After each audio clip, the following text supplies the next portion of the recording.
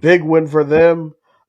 Texas Tech goes into Houston and dominates the Cougs 35-11. What a Yeah, game! utter domination from who many are calling the clear number one team in the Big 12 in Texas Tech. And I have no argument for it. Texas Tech is without a doubt the number one team in the Big 12 and are the front runners to win the Big 12 and go to the college football playoff as a Big 12 representative. I mean, Bear more than 345 yards, a passing touchdown. Williams with 107 yards, 2 touchdowns. And they held, wait, let me see what they held Connor Wigman to, because I think, yeah, they held Connor Wigman in check.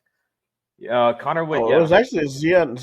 I think he might have gotten might have gotten hurt because yeah, Zion Chris ended up being the leading passer.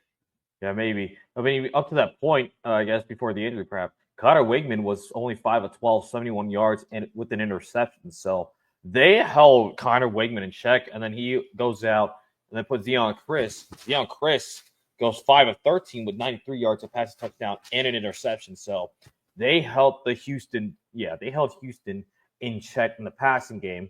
Houston did get 100 yards on the ground, but ultimately it didn't mean as much because the turnovers were a huge portion of this game. Because I think we saw like this game. I think the first quarter there was fumbles galore, Yep.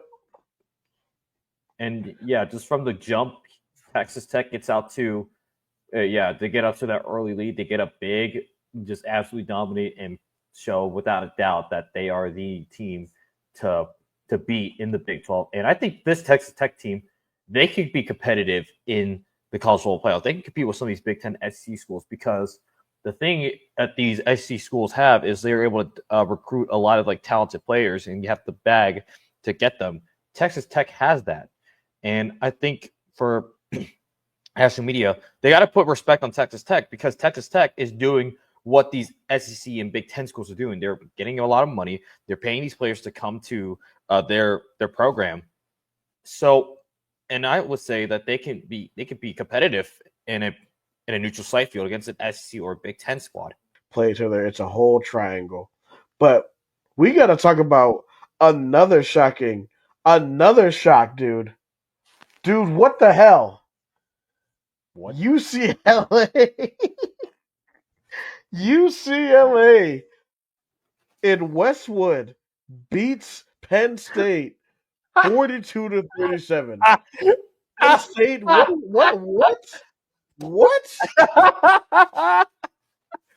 I tweeted this, and let's just say that Penn State's had a bad 24 hours. First, their volleyball squad gets killed by Nebraska. They get swept, including losing the first set 25-6 to Nebraska. Oh boy. And then their football team goes out and lays an egg in the Rose Bowl against UCLA. And they've given UCLA their first win of the season. Oh, they are down bad. They are down bad, bro. I mean, ugh. Okay. I know people were talking about this. Is there a path for Penn State to still make the college football playoff? Because I know people are still saying there is a way for them. But do you think there is? How? No, there's no way. They're I, like, I'll tell you the rest of their schedule. So this is the rest of their schedule. okay, we're They're gonna take a look at it right now. Yeah. yeah.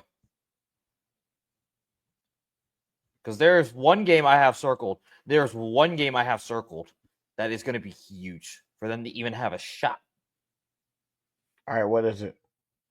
It's number one Ohio State in Columbus at the Shoe.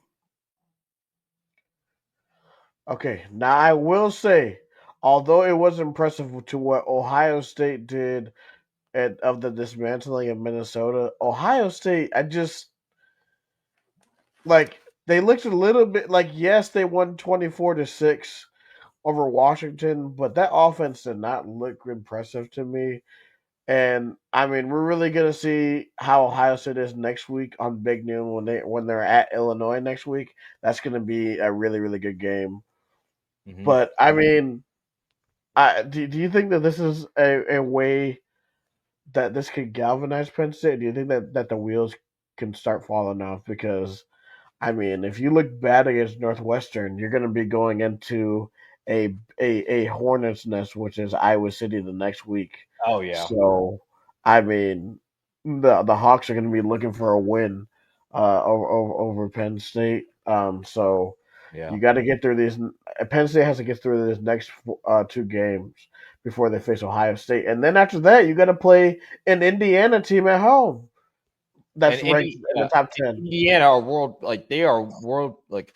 I mean, they went into Kinnick Stadium and they gutted out a win over Iowa, and Iowa always they tend to be a difficult team to play against in Kinnick. No matter who you bring in, they're always going to be difficult to play against in Kinnick Stadium. So I mean, a lot of us like I think a lot of us said like for the Iowa game that we thought Indiana was going to go in and perhaps kill Iowa. No, turns out Iowa was able to really stay Iowa and have an elite defense. Just was not able to have a good enough offense, but that elite defense really kept them in the game.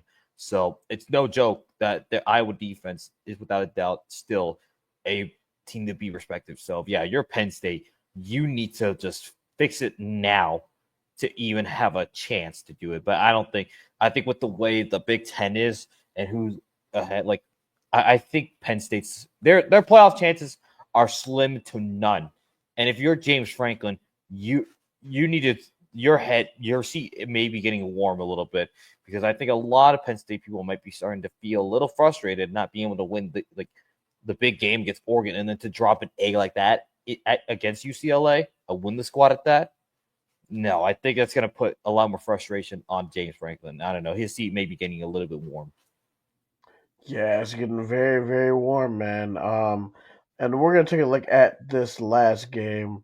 Alabama rebounds and avoids getting beat by Vanderbilt again.